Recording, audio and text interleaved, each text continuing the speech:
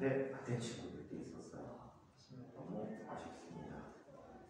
자, 그러면 오늘까지 핵분열에 관한 얘기까지 한번 살펴보고 여기 다음 시간부터는 정규과정으로 벡터 물리를 또 새로 나가게 될 거야. 그래서 첫 단추가 굉장히 중요하기 때문에 와서 훨씬 더 열심히 노트를 부탁드립니다. 자, 지난 시간에 우리 핵분열이라는 걸 이야기해 봤었어요. 핵분열 이야기를 하는데 핵분열이라는 것은 가장 중요한 특징이 이런 특징이 있어요. 핵자 한 개랑 결합에너지 관계를 잡을 때는 핵융합과 핵분화가 구분을 지을 수가 있었어요. 자, 그래서 질량수가 60 정도 되는 즉 철 동위원소 정도의 물질이 세상에서 가장 안전한 물질이다라고 얘기해 줄 수 있고, 자, 철보다 작은 물질은 핵융합을 하게 되고, 핵융합은 주로 어디서 일어나지? 별 내부에서 주로 일어나게 돼요.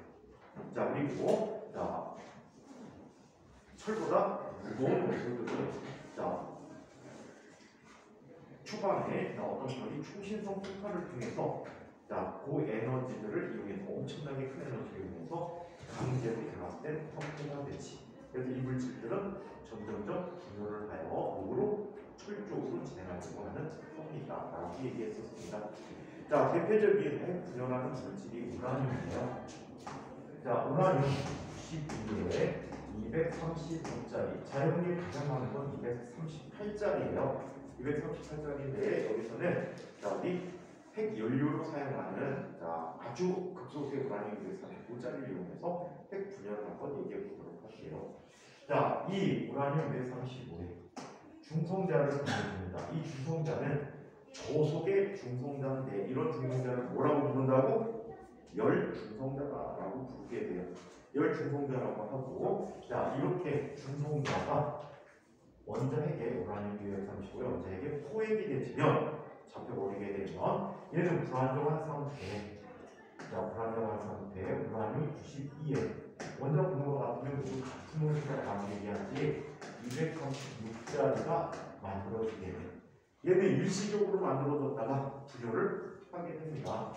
자, 이 분열 과정은 여러 가지 방식이 있을 수 있는데 가장 대표적인 것 두 가지를 한번 이야기해 보도록 했습니다. 자, 먼저 바륨이라는 물질. 자, 누구로 나뉘어진다고요? 바륨과 크립톤이라는 물질로 나눠지게 되지. 자, 이 크립톤은 원자번호 36번이에요. 원자번호 36번이고, 바륨은 원자번호 몇 번이라고 합니까? 원자번호 몇 번? 56번이라고 했죠.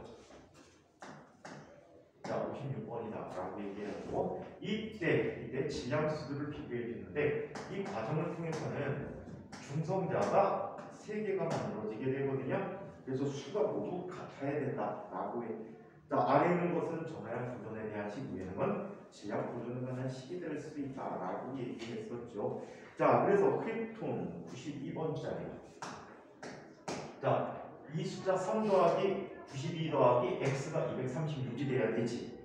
그렇다면 얼마가 되니? 146짜리 x가 물질이 만들어졌다라고 해요. 자, 그리고 또 다른 대표적인 분열 관계는 역시 열 중성자를 포획해서 똑같은 92, 236짜리 불안정한 우라늄 원자를 구성했다가, 자, 얘가 엇갈려나가요. 오케이? 자, 바륨 다음 물질이 뭐가 되지? 바륨 다음 물질이 뭐야? 바륨 앞에 물질이구나. 바륨 앞에 물질은 뭐야? 배, 마, 카, 스, 바, 라거들. 그지? 베리륨, 마그네슘, 칼슘, 그 다음에 스트론튬, 바륨, 나듐이 되거든. 오케이? 자, 그래서 얘는 뭐가 만들어지지? 스트론튬이 생기게 돼. 스트론튬의 원자번호는 바륨보다 얼마나 한 줌만큼 앞서 있어요. 한 줌만큼 앞서 있으니까 18을 빼줘야 되겠지. 18을 빼면 얼마가 되니? 38이 되어버렸어요. 18대. 자, 그리고 자, 크립톤의 이번에 다음 물질은 뭐가 되지? 제논. 옛날에는 크세논이라고 했었어요. 자, 18만큼 증가해. 18만큼 증가가 얼마가 되지? 54가 되고요. 자, 이 과정에서는 중성자가 2개가 나오게 된다라고 얘기합니다. 자, 이때 얘네들의 질량수를 비교했더니 제논 같은 경우에는 140이에요. 140. 자, 그러면 이 숫자 다 같아야 되지. 자, 스트론틱의 질량수는 얼마가 돼버리니? 94가 돼버렸어요. 자, 이런 형태로 만들어지는 게 가장 대표적인 핵 분열과정이다. 자, 이때 여기에서 만들어진 이 중성자들은 또 다른 중성자, 또 역시 감속이 되지, 속도를 느리게 만들어서 또 다른 우라늄 원자에게 포획돼서 이 반응이 계속해서 나타나게 돼. 하나가 반응했더니 2개 또는 3개가 더 반응할 수 있지. 걔네들이 나오면 또 2개, 3개가 더 반응할 수 있지. 기하급수적으로 반응하는 물질이 늘어나게 됩니다. 이런 반응을 무슨 반응? 연쇄 반응이라고 불러주고 있어요. 연쇄 반응. 오케이? 체인 리액션이라고 연쇄 반응이라고 이야기하고 있습니다. 자, 그래서 이런 연쇄 반응이 일어나서 이거를 이 에너지원을 사용하면 원자력 발전이 되겠고, 무기를 사용하면 핵폭탄이 되겠죠. 오케이? 자, 이때 이 과정에서 엄청나게 큰 에너지들이 나오게 된다라고 얘기하는데, 자, 일반적으로 자, 우라늄 한 개당 약 200메가 전자볼트 정도가 발생하게 된다라고 얘기해요.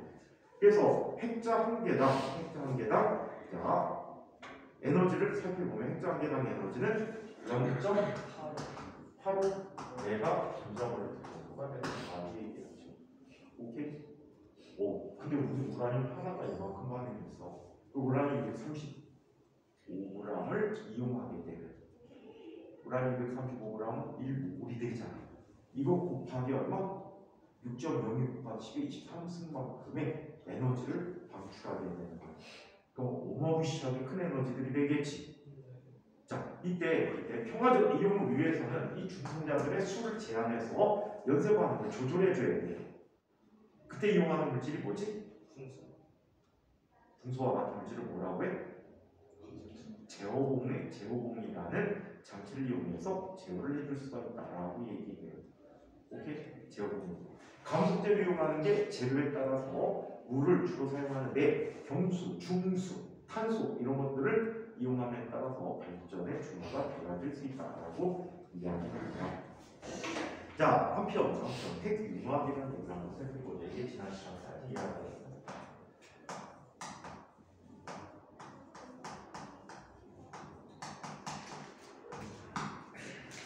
핵융합에 대해서 한번 살펴보도록 하겠습니다.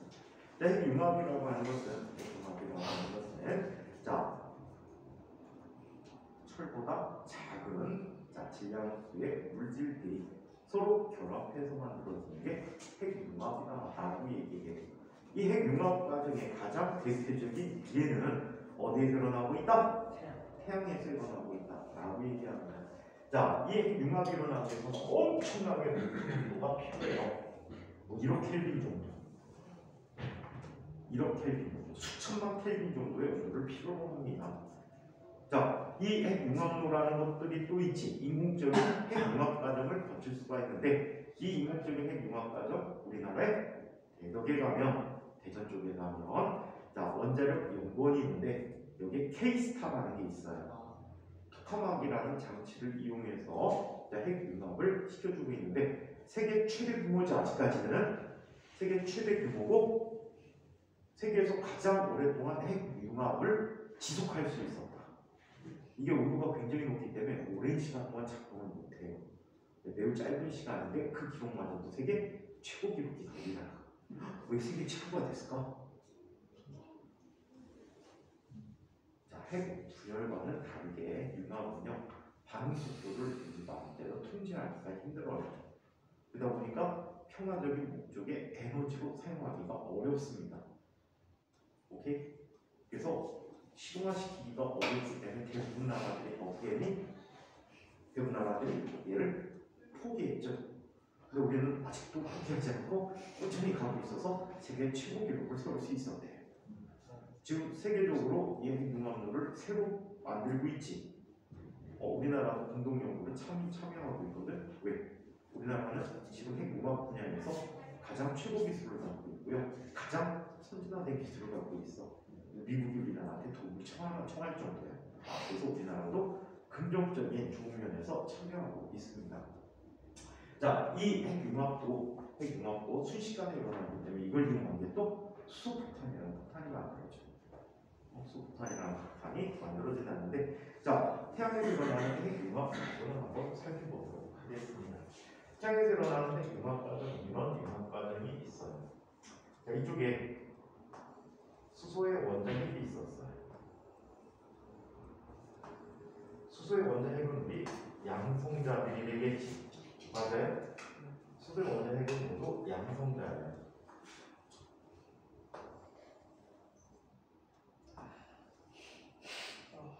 양성자들이 있어. 이 양성자 중에 자, 일부가 중성자로 변화하게 돼요. 자, 중성자로 변화하는데 이 중성자 변화 과정은 자, 어때? 매우 높은 온도를 필요로 해요. 강제적으로 시켜주는 거예요. 자, 그래서 자, 중성자 하나둘이 형성이 되었어. 각각. 이 반응은 다음과 같이 나타나게 돼요. 자, P11이라는 것은 엄청나게 많은 에너지가 공급이 되어서 자, 중성자로 변화되고요. 이 중성자로 변화하는 과정에서 누가 나옵니까? 양전자라는 물질이 나와요.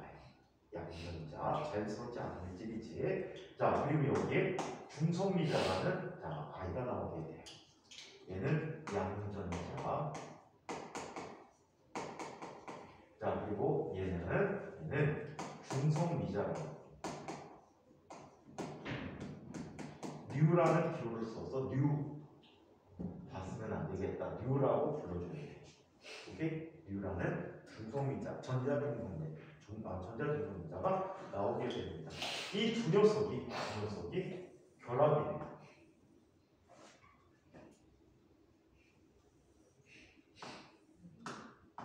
자, 결합이 되어버려서 뭐가 만들어지지? 뭐가 만들어질까? 중수소가 만들어지게 돼요.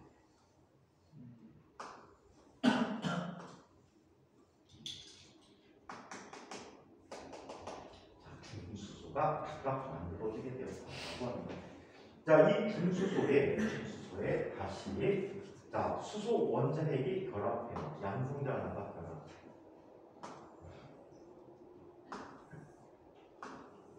얘는 중수소라고 할게.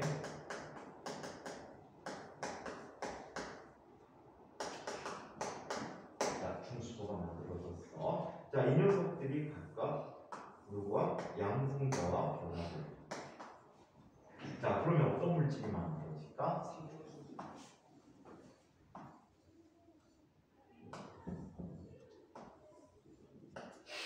자, 헬륨의 원자핵이 만들어집니다. 얘는 He 헬륨가 만들어지게 된 거야. 헬륨이 만들어졌어. 이 헬륨이 만들어지게 되고 다시 헬륨이 결합을 해서 뭐가 만들어지니? 또 다른 헬륨이 돼.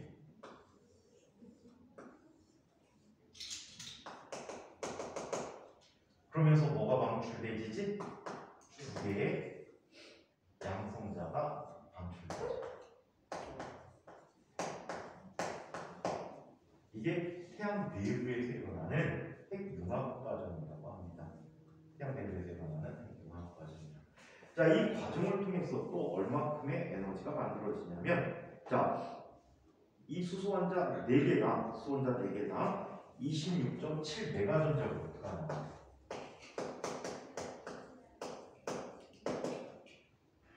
질량을 한번 비교해봐봐. 얘는 사야, 질량수가. 질량수 4인데 이만큼 생겨. 원자에 있는 질량수 235야. 이만큼 생겨.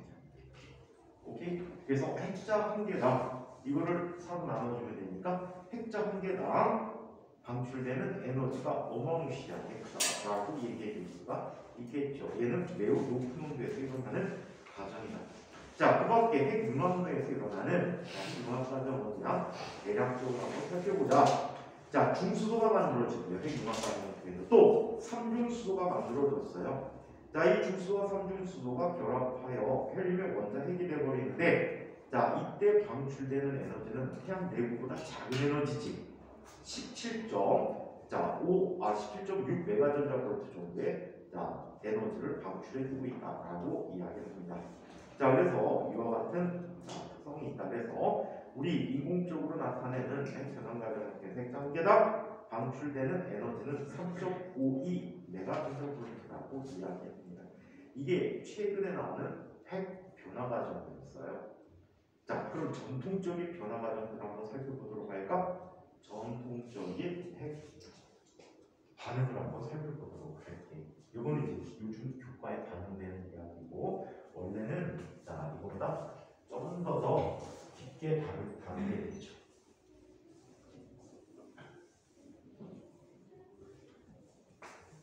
자, 핵 붕괴 방정식이라는 걸 한번 알아보도록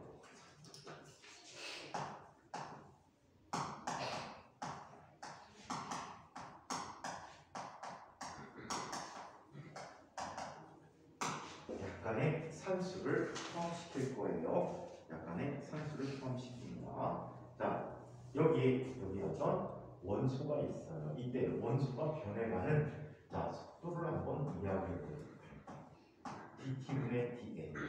n이라는 것은 원소의 개수야. 오케이? 시간에 따라서 그럼 변하는 개수를 보자는 얘기지.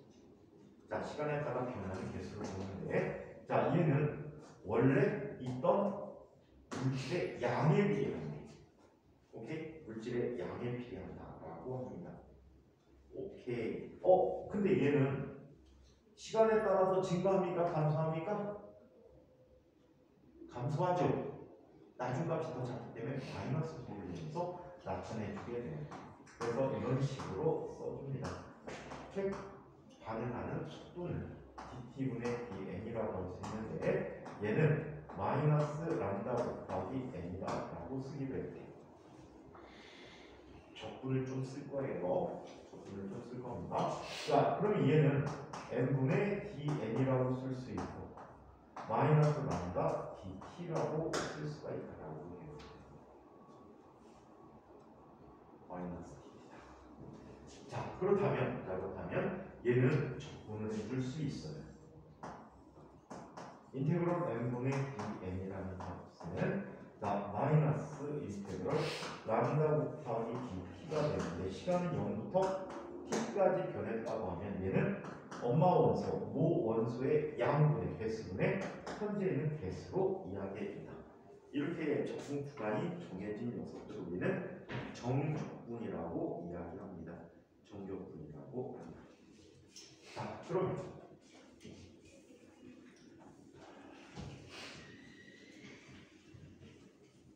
저 녀석의 적분을 한번 살펴보도록 하자. 자, 혹시 자연지수라는 거 들어본 적 있어요? 익스포넨셜 함수?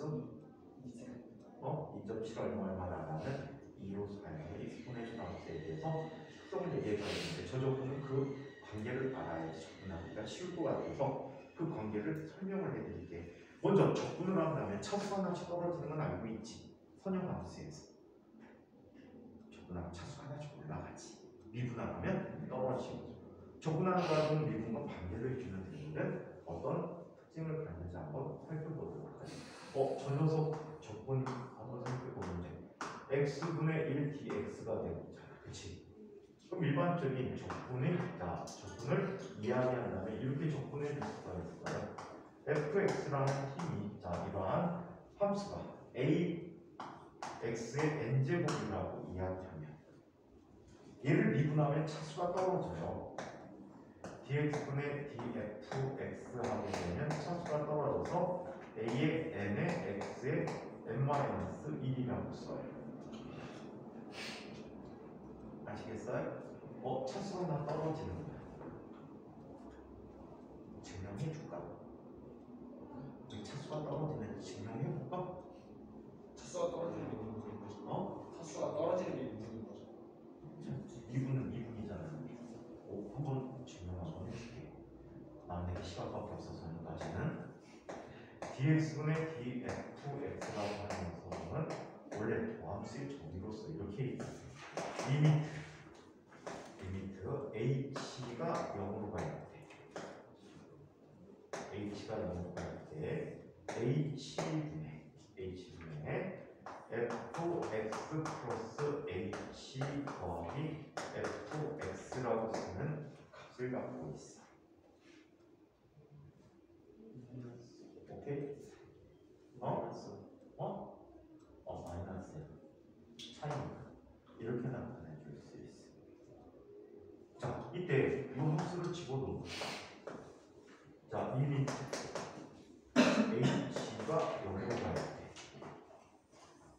h분의 a의 x 플러스 h의 n제곱 마이너스 a의 x의 n제곱이라고 쓸 수 있겠지. 자, 얘는 이렇게 나타내 줄 수 있어. 리미트 h가 0으로 갈 때 이거 이항수 정리해주면 되겠지. 자, 얘는 h. 자, x로 뽑아낼게. a의 x의 n제곱이야. 그렇다면 이 값은 1 플러스 x분의 h의 n제곱이 되는 거지. 그럼 얘는 1 플러스 m분의 a 자가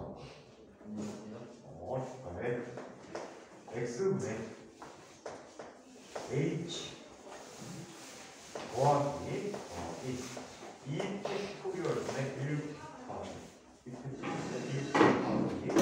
x가 x제곱분의 h제곱 플러스 또 받쳐지고 마이너스 ax n제곱이 되는 거였어. 그치?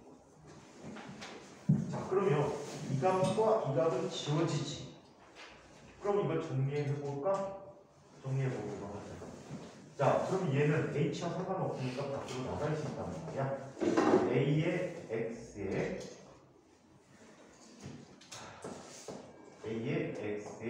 n제곱 곱하기 자, 이 녀석 정리해주면 뭐가 돼? hh 지워지지. x분의 얼마?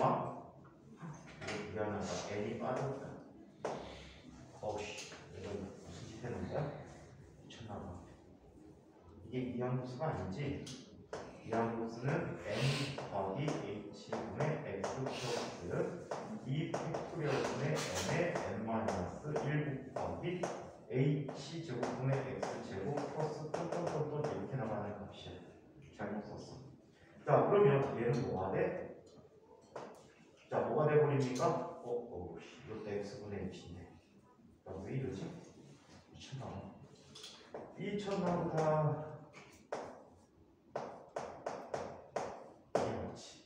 자, 그러면 x분의 nh인데 h 지워지니까 x분의 n이야. 자, 더하기 2분의 n의 n-1 곱하기 x 제곱분의 h 똥똥똥똥똥 이게 되버렸어. 얘는 지워져 버렸고. 자, 근데 누가 있어 앞에? 리미트가 있지.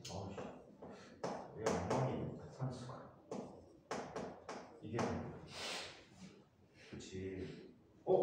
그러면 h를 0으로 보내라고 했으면 얘부터는 0이 돼버리겠네.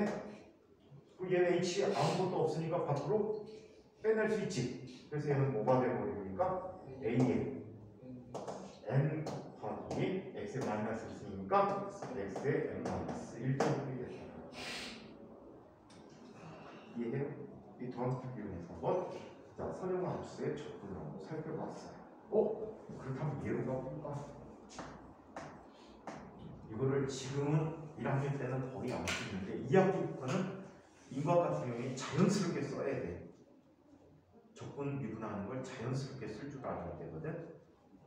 그래서 수학에서 배우기 전이지만 한번 선생님이 맛배기로만 해주는 거야. 아시겠죠?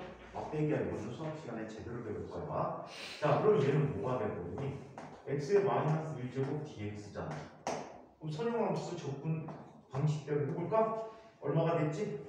자, 적분을 한다는 건 미분을 거꾸로 하는 거야. 얘 적분을 한다는 건 미분을 거꾸로 하는 거야. 그렇다면 어떻게 나타내죠? 이렇게 나타내죠. 저 함수를 적분해볼까? 인테그럴 a의 x의 n제곱 dx야. 그럼 차수가 하나씩 올라간다라고 했지. 차수 하나 올라가면 얘는 다음과 같이 될 거야. a 곱하기 x의 m 플러스 1이 되버릴 거야. 근데 얘를 미분했을 때 이 값이 나와야 되거든. 그럼 얘를 미분하면 m 플러스 1이 나와야 되지. 나와야 되는데 없어 여기. 그럼 분모에 미리 들어와 있는 값이 있다는 거지. m 플러스 1분의 1이 들어있다는 얘기야. 적분을 거꾸로 하면 미분을 거꾸로 하면 적분되니까 그만 유매해 주시면 돼. 더하기에는 적분 상수라는 게 더해져야 돼. 그럼 얘 그대로 해도 얘 그대로 하면 얼마가 되지? 마이너스 1 플러스 1분의 1 곱하기 x의 마이너스 1 플러스 1 더하기 상수가 되버리지. 근데 이게 뭐가 됐니? 0이야? 무한대로 발산해버렸어. 마이너스 무한대가 됐어. 무한대가 됐어. 그럼 얘를 계산할 수 있다는 얘기야? 없다는 얘기야. 살펴보면 이런 거지. 우리 이런 걸 볼 수 있단 말이야. 자, x분의 1이라는 함수는 이렇게 돼버렸지. x가 0일 때 무한대로 발산해버렸거든. 그럴 때 면적 구하는 게 바로 뭐야? 적분하는 거거든. 우리 구분부적법 갖고 면적 계산한 적 있잖아, 그렇지? 그렇게 해서 적분 비율을 유도해냈었는데 무한대로 가보니까 얘는 면적이 무한대가 되는 거야. 그럼 이 방식대로 구할 수 있을까 없을까? 없다. 그래서 얘는 아주 특별한 방법으로 접근을 해줘야 돼. 그 방법을 이야기해볼게.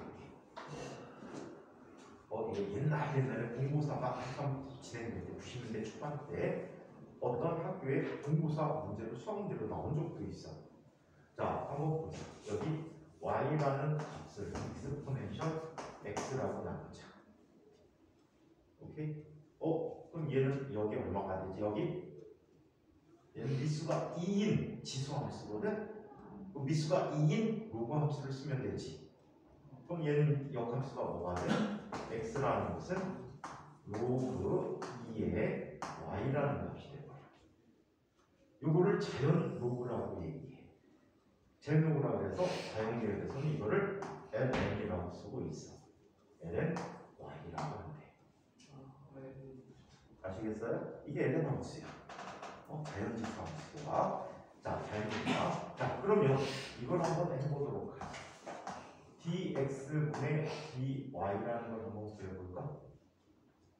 익스포넨셜 함수는 미분해도 뭐가 돼버려? 자기 자신이 돼버려. 오케이? 익스포넨셜 함수의 성격이야. 이거를 다른 방식으로 해볼까? 익스포넨셜 함수는 역급수라는 전개를 통해서 살펴보면 어떤 함수인가? 이렇게 정의하는 함수야.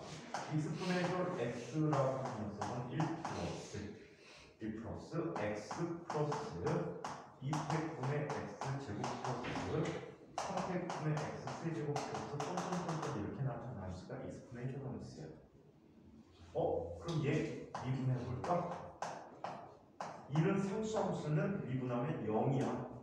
x의 0제곱이잖아, 그치? 0이 되는 거니까 0. 그럼 얘는 뭐가 되지? 1이 될 거야. 얘는 뭐가 될까? x. 얘는 뭐가 될까? 2팩분의 x제곱. 미분했더니 자기 자신이 돼버렸네? 맞죠?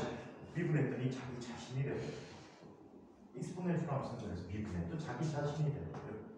익스포넨셜 x. 얘는 y라고 쓸 수 있네. 자, 그러면 이 녀석하고 자리 배치를 한번 해보자. y분의 dy라는 녀석은 dx. 오케이? dx라는 건 x는 얘가 돼버리지. dln y라는 값이 되어버렸어. 오케이? 적분해봐봐. y분의 dy라는 녀석은 자, 인테그럴 d ln y가 되거든. 그냥 이거 dx 놓고 그냥 쓸까? 간단하게 dx라고 놓자. 그럼 dx는 1이잖아. 1. 상수함수지. 그럼 적분하면 뭐가 될까? 얘는 x 플러스 c라는 말이야. x 플러스 c야. 그렇다면 dx 대신에 뭘 써? 얘를 써줍니다. ln y 플러스 c가 돼. 근데 ln 함수는 항상 양의 값에서만 정리하지. 로그 함수는 어떻게 그려지니? 이렇게 그려지잖아. 그래서 양수 값에서만 정리한단 말이야. 오케이? 양수에서만 정리하기 때문에 절대값 모두 붙여준다. 그래서 얘 적분하면 이게 돼버려. ln 함수가 돼버려. 오케이? ln 함수의 역함수는 익스포넨셜 함수야. 자, 그러면 얘를 접목하자. 얘는 뭐가 되지? 그대로 나타나는데 얘는 뭐가 되니? ln n이지. n은 항상 양수이기 때문에 따로 정리하지 않았고 적분 구간 n 제곱에서 n까지라고 얘기할게. 그러면 이 처리는 어떻게 해주냐면 얘를 넣어주고 빼기 얘를 넣어주는 거야. 오케이? 자, 정적분이라는 관계의 인테그럴 fx라는 녀석을 적분해 보내면 얘는 나머지 x자 fx라는 값이 된대. 근데 얘가 a에서 b까지 값을 구한다라고 하면 얘는 다음과 같이 써줘.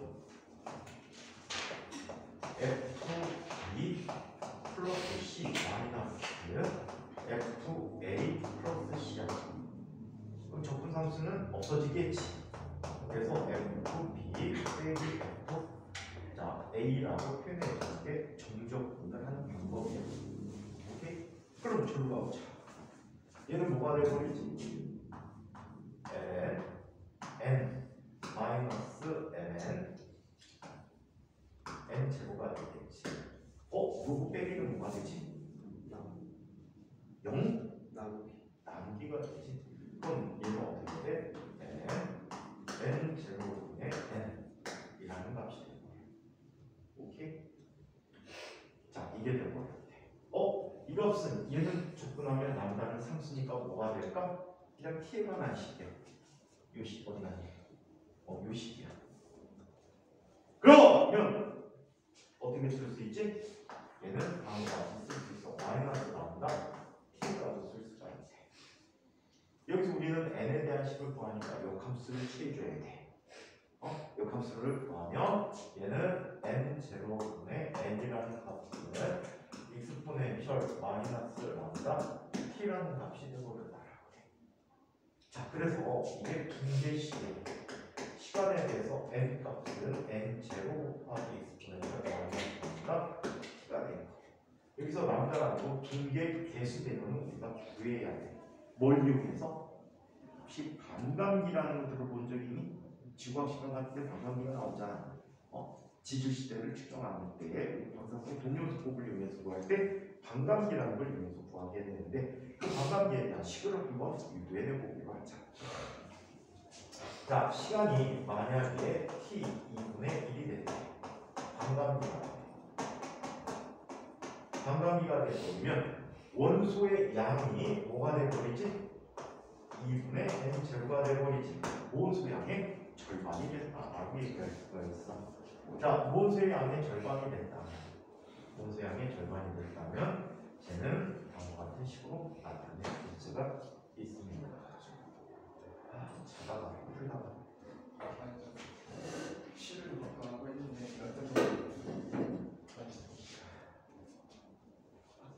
헤이! 자, 그러면 걔는 이렇게 나타나. 2분의 n 제로라는 값은 n 제로 곱하기 익스포넨셜 마이너스 람다 곱하기 t 2분의 1이라고 쓸 수가 있겠지. 그럼 n0 지워진단 말이야. 다시 얘를 역함수를 취합니다. 역함수 취하면 마이너스 람다 곱하기 t 2분의 1이라는 값이 자 얘는 ln 2분의 1이 돼버리지. ln 2분의 1은 누구와 같아? ln 1이 0이잖아. 그치? 그래서 마이너스 ln 2와 같아. 그치? 자, 따라서 람다라는 값은 뭐가 돼? t 2분의 1분의 ln 2라는 값이 분계 개수가 된단 말이야. 이게 분계 개수야.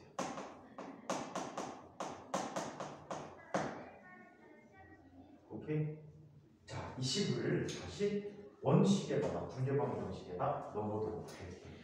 원식에다 넣으면 n이라는 녀석은 시간에 따라서 n 제로 곱하기 익스포넨셜 마이너스 람다 대신에 t 2분의 1분의 ln 2 곱하기 t가 되어버렸어.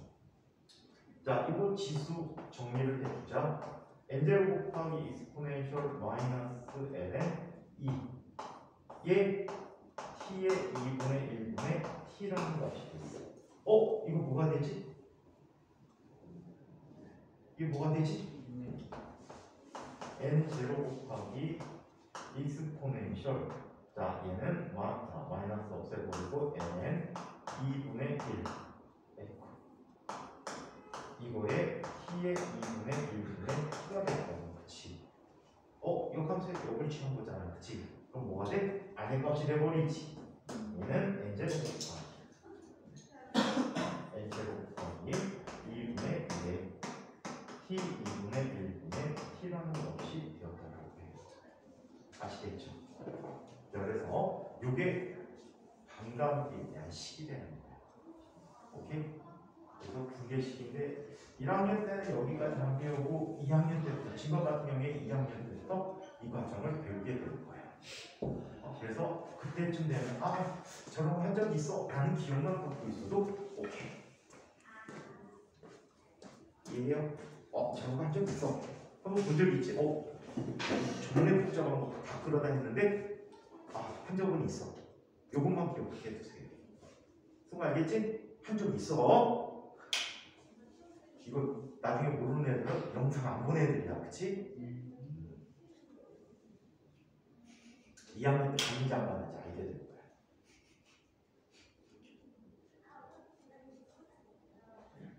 자, 그러면 이번에는 자, 방사능 붕괴들을 종류를 한번 살펴볼게요. 자, 방사능 붕괴 종류를 한번 살펴보자. 첫 번째 이런 붕괴를 얘기해요. 알파 붕괴라는 붕괴가 있어. 알파 붕괴.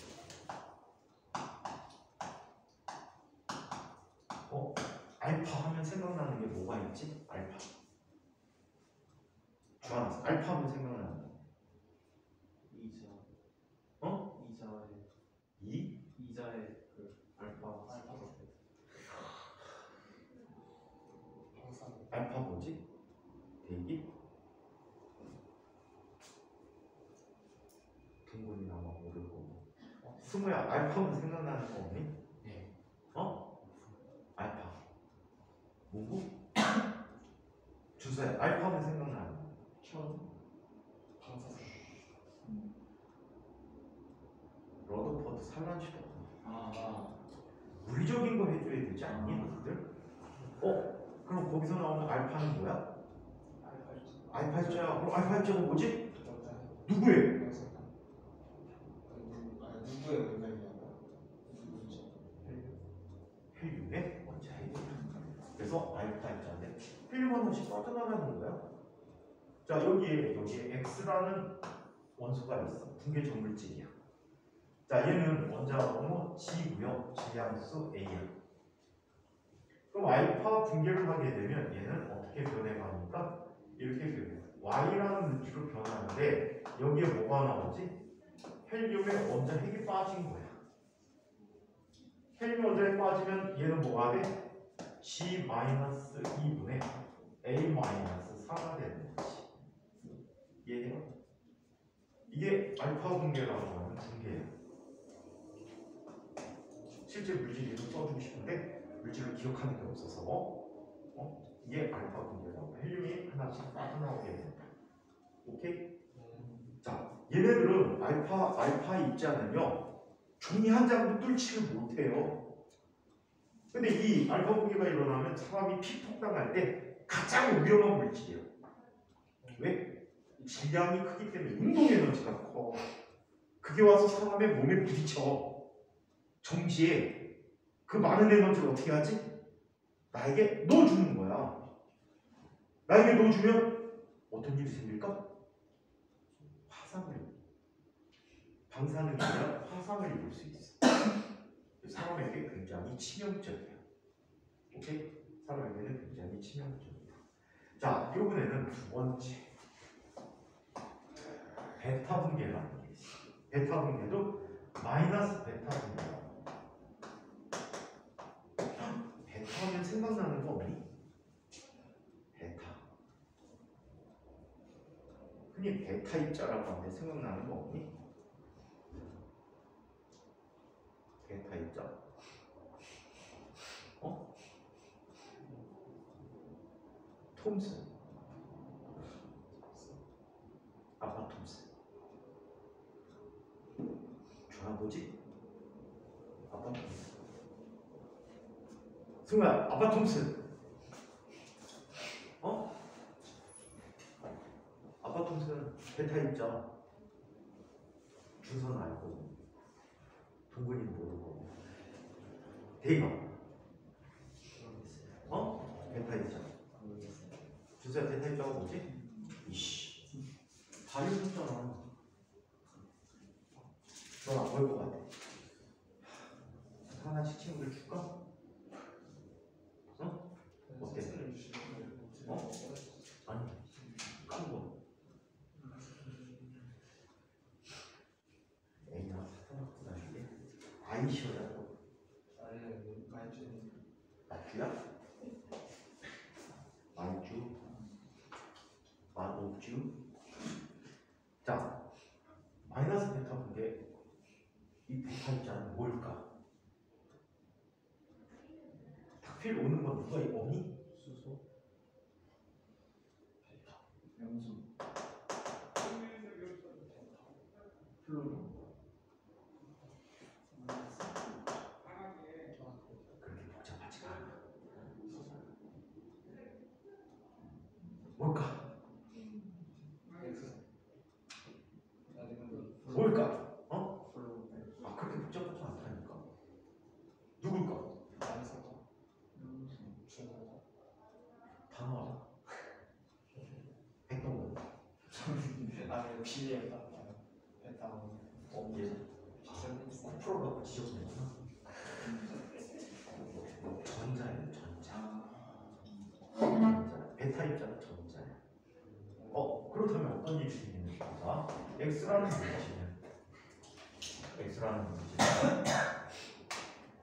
물질은 자, 원자로는 G고 질량수 A가 되는데 Y라는 물질로 바뀌게 돼. Y라는 물질로 바뀌게 되는데 얘는 전자를 하나 내놔. 그리고 반중성미자를 내.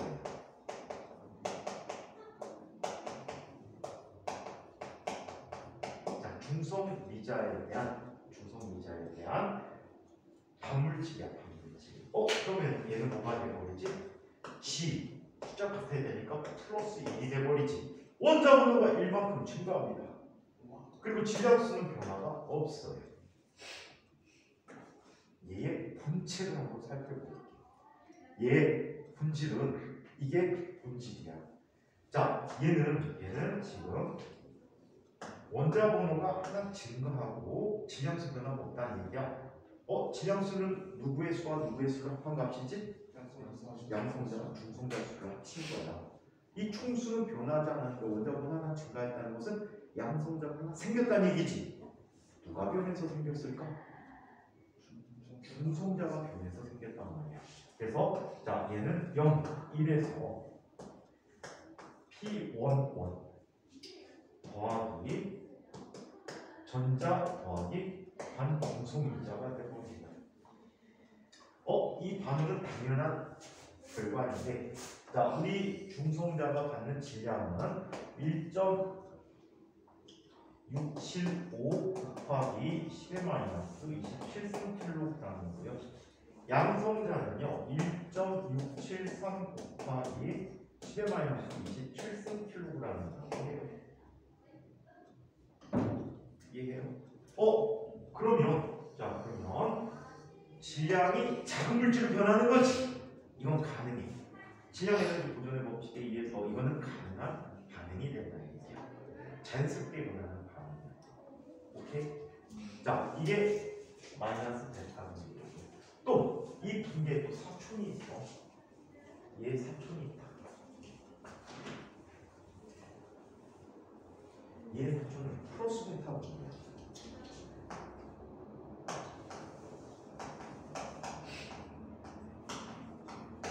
플러스 델타 분계다. 플러스 델타 분계는 이렇게 나타나는 분계입니다. 자, 얘는 x라는 물질이 있었는데, 자, 원자로는 지구 질량수 A야 Y라는 물질로 바뀌게 돼. 자, 이렇게 바뀌는 과정에서 얘는 양전자가 나오게 돼. 양전자가 나오게 된다. 이 응? 눈 똑바로 떠. 응? 마스크 쓰고. 또 마스크 학교에서 안 쓰고 있으면 이렇게 잘려. 밥이 지도가 안 돼. 뭐야 저기 정보가 학원이 이런 데 갔는데 인문계 안 써줘가지고 이번에 수진에서 답이 지오죠. 자, 그리고 이때 나타나는 게 중성인자예요. 얘는 중성인자라고 아까 썼던 아이야. 얘 본질을 보니 질량수 변화가 없거든. 질량수 변화가 없고 원자번호가 하나 뜨는 거야. 그럼 양성자, 중성자 합이 일정한데, 합이 일정한데 원자번호 하나 줄었다는 것은 양성자가 뭘로 바뀌었다는 얘기야? 중성자가 바뀌었다는 얘기야. 자, 얘는 P11 더하기, 자, 이 값이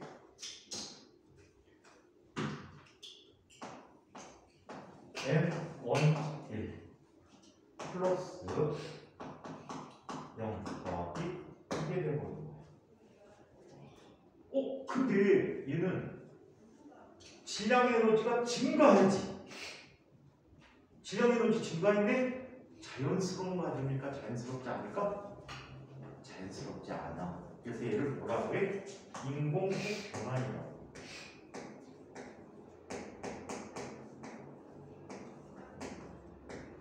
자, 이런 과정. 오케이? 근데 이 과정 아까 썼잖아. 그치? 태양 내부에서는 일어나. 엄청나게 우리가 높아서 일어나는 거야. 자, 그래서 이 반응을 일으켜서는 엄청난 고온이 돼요. 이렇게 수천 켈빈 정도가 되는 고온에서만 이런 반응이 일어난다라고 얘기해요. 오케이?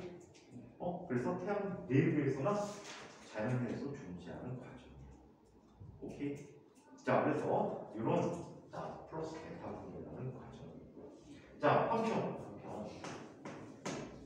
감마선 방출이 있어. 감마선 방출인데 감마 분계라고도 해. 감마선 방출이라는 건 뭐냐면 이거야. 원자핵이 엄청 큰 녀석이 절반 정도의 크기로 줄어드는 거 아니야. 그치? 핵의 크기가 비슷한 두 개 정도로 나눠진다는 말이야. 그러면 얘는 전자 복지만을 갖고 있지. 자, 바깥쪽에 있는 전자를 안쪽으로 갖고 와야 돼. 그치? 어쩌다 사이즈가 쫙 같으니까. 그럼 쫙 있는 애와 이 주변의 에너지는 엄청난 큰 차이가 있겠다. 그치? 그 에너지를 무슨 형태로? 빛의 형태로 방출해주는 게 감마분계예요. 그래서 나오는 물질은 없고 전자기파가 나오게 돼. 에너지가 무지하기 때문에 파장이 엄청나게 짧은 이런 전자기파가 방출되는데 그게 감마선이야. 감마선 하면 생각나는 사람이 있는데 생각나는 사람 어디 감마서? TV나 극장에서 많이 나왔었는데 감마서 뭐죠 거기? 도대체 뭐라는 거야? 헐크. 헐크가 감마선에 피폭당해서 헐크가 됐어. 사실 그렇게 안 변한다. 암이 생겨서 죽을 확률이 높아져. 감마선은 사람에게 피폭당하면 암이 생길 가능성이 굉장히 높은 물질이야. 오케이? 엑손도 마찬가지. 자외선도 그렇게 썩 좋지는 않아. 선생님 친구 녀석 중에 옛날에 대기업 연구원으로 있던 친구가 있는데 얘가 뭘 만들었냐면 그때 당시에 요즘 사용하는 기술을 만들었어.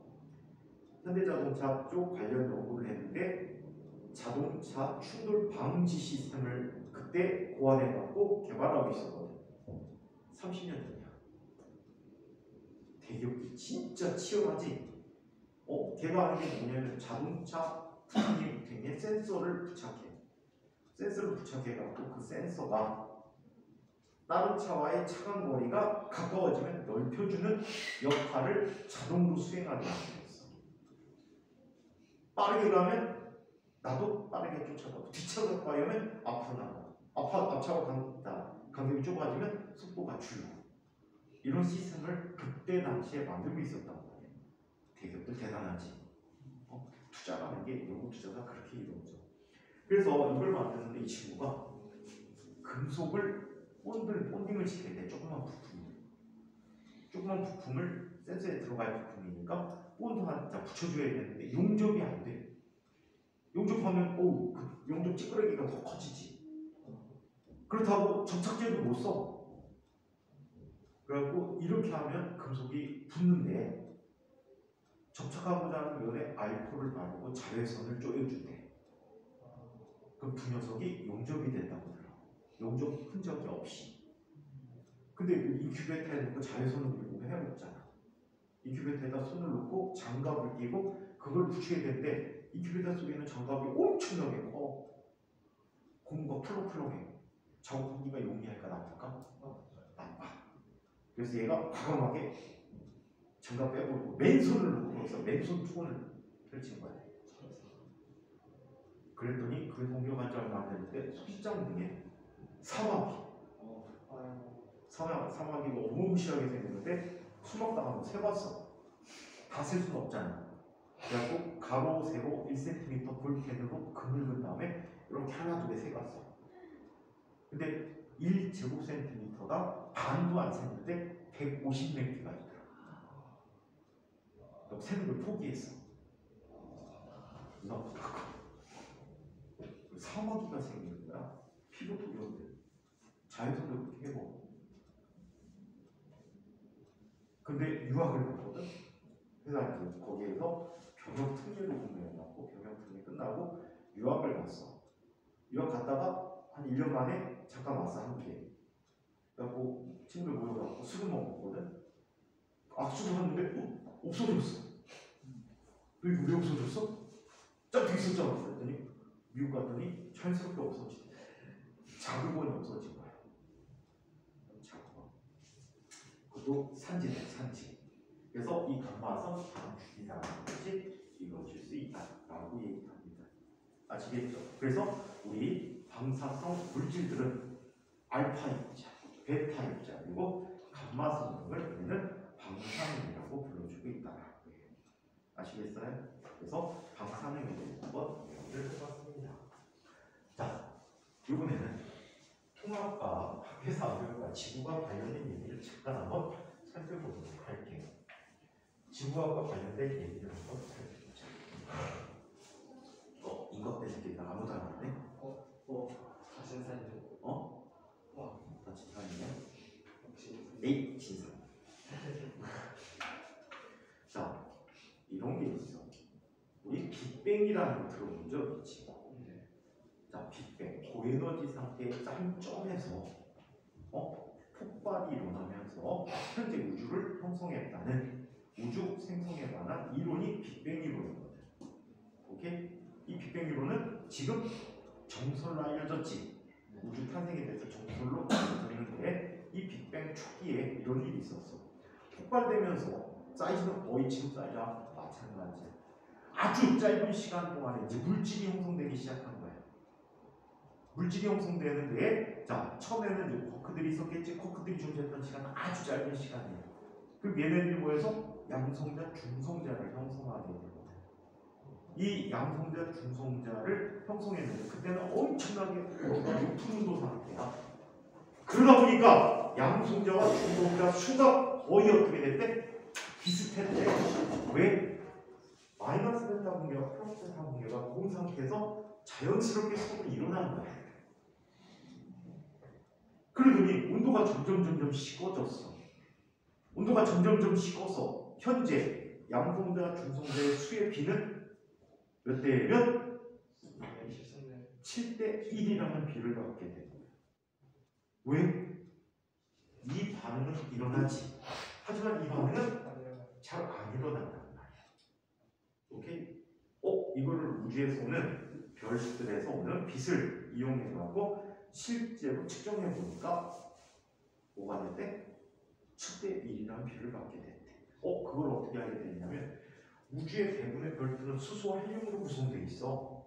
지구 같은 지각은 이거 조그만 티끌도 못 미치는 그런 아주 미미한 존재들이고 대부분은 태양과 같은 별들, 수소와 헬륨으로 구성된 별들이란 말이에요. 자, 그때 이런 일이 있게 됐잖아. 여기 양성자 하나, 둘, 셋, 넷, 다섯, 여섯, 일곱. 그리고 중성자가 하나로 구성이 되어 있는데 똑같이 얘를 반복했었어.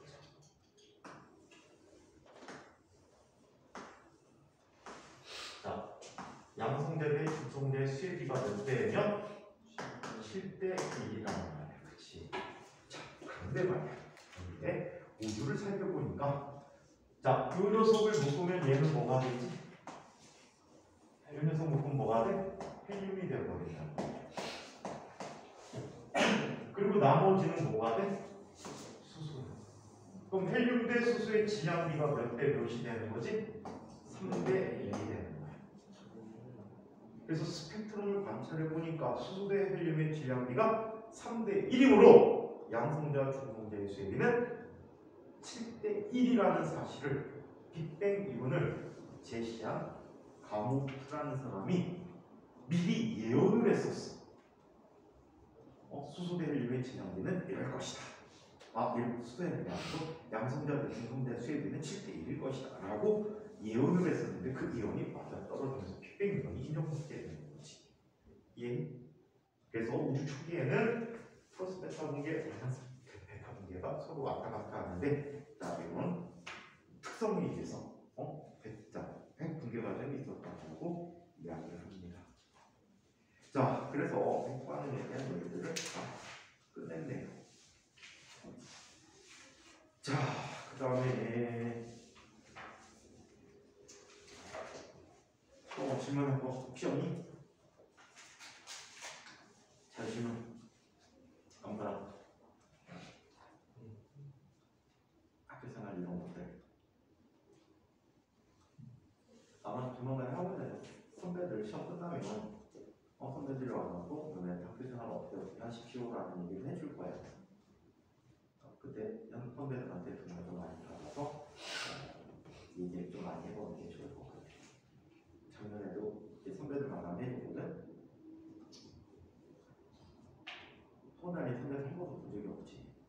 그때 그 녀석들이 니네들한테 할 말이 없을 것 같은데. 박동훈이 같은 친구들이 많아. 공부를 오지게 하니까 지금.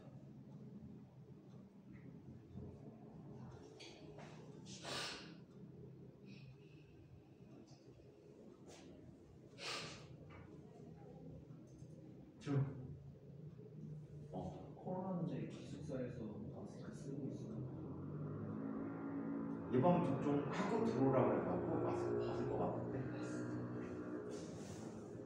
생활할 때 거의 다 마스크 벗고 생활하는 거 같아요.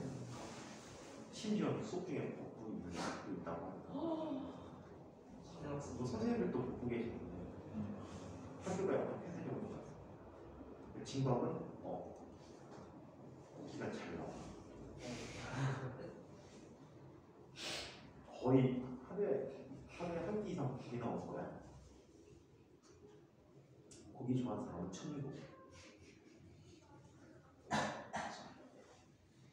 얼마나 맛있냐면 2학년 선배 중에 점심시간에 점심 먹는데 사용하는 선배도 있었어. 점심시간 통째로 점심 먹는 데 썼어. 계속 자율급식판에 나왔고 계속 덜어먹고. 여기 입학하는 3학년 형 중에 그런 형이 저 형은 그럴 것이다 라는 형이 보일 거야. 그거 많이 말아. 요즘 날씬해졌다는데. 또 아직 백신 예방접종 한 번도 안 한 사람 있니? 예방접종 하고 들어가면 될 거야. 이가 백신은 아무리 상관없이 그냥 18세인가 내사하고 있다는 아닌 것 같은데. 또 이제 들어가면 진짜 열심히 해야 돼. 과거 준비해갖고 들어가는 게 중요한 게 아니고 가서 하는 게 중요하고 잘할 수 있는지 없는지 진짜 노력을 해야 돼. 백성도 지금 각오가 대단할 텐데 이 바깥 없이 까먹을 것 같은 지금 걱정이 커. 자신감 있게 활동하고 모르면 그거를 파헤치는 좀 노력이 좀 필요할 것 같아. 힘들다 어렵다 해갖고 피해가지 말고 힘들고 어려울수록 여러분들이 막 덤벼들어서 노력하는 그런 모습을 좀 보여줬으면 좋겠어. 선생님도 물리 하나도 못한 상태에서 물리학과 들어가서 가갖고 극복한 거지. 노력을 힘들 때 가면은 그런 부분들이 있을 거야. 동시에 여러 가지 한꺼번에 해야 되는 경우도 되게 많아. 수학도 해야 되지, 물리학생을 지학 다 해야지, 다른 과목도 있지, 영어, 국어, 뭐 사회 이런 것도 다 하지. 그래서 와 힘들다라고 느낄 때가 있을 거야. 그럼 어떻게? 힘들다고 느끼면 더 열심히 하면 충분히 극복할 수 있을 것 같습니다. 다른 질문. 승우 학교 가서 얘기 좀 많이 해. 친구들 좀 새기고. 동훈아, 승우 학교에서 친구들하고 잘하니? 지가 떠들고 다녀가지고 말하는 게 몰라. 동양중학교는 가고 몇 명 된 거야? 둘? 계산중학교는? 4명이요. 4명? 우리 학원만 3명이니? 2명이니? 2명. 효성중학교는? 4명. 3명? 네. 홍준이 과거 아니지? 썼어요. 썼어? 됐어? 네. 어디 학교? 진산. 진산? 걔는 와도 안 받을 텐데 하고 있어. 하도 열심히 안 해가지고 들렀다가 그리고 포기하지 말고 끝까지 열심히 하세요. 그리고 기필코 열심히 해서 조기조기 합시다. 조졸조진 32등까지거든. 열심히 해서 꼭 조졸조진 하시길 바랍니다. 가급적 조졸해야 서울대 쓸 수 있어. 조진 서울대 못 써. 조졸이랑 조진이랑 차이가 뭐예요? 졸업장을 주고 수료증을 줘. 고등학교에서 나가는 거 똑같아. 옛날에는 조기 졸업이 없었거든. 다 조기 진학이었거든. 수료증을 줬어. 근데 요즘은 수료증 안 주고 조졸은 졸업장 줘.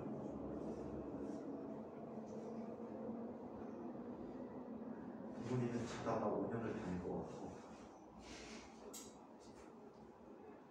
질문 없어요? 됐으면 다시 한번 축하드리고 더 열심히 해서 좋은 결과를 2년 뒤에 알려주시기 바랍니다.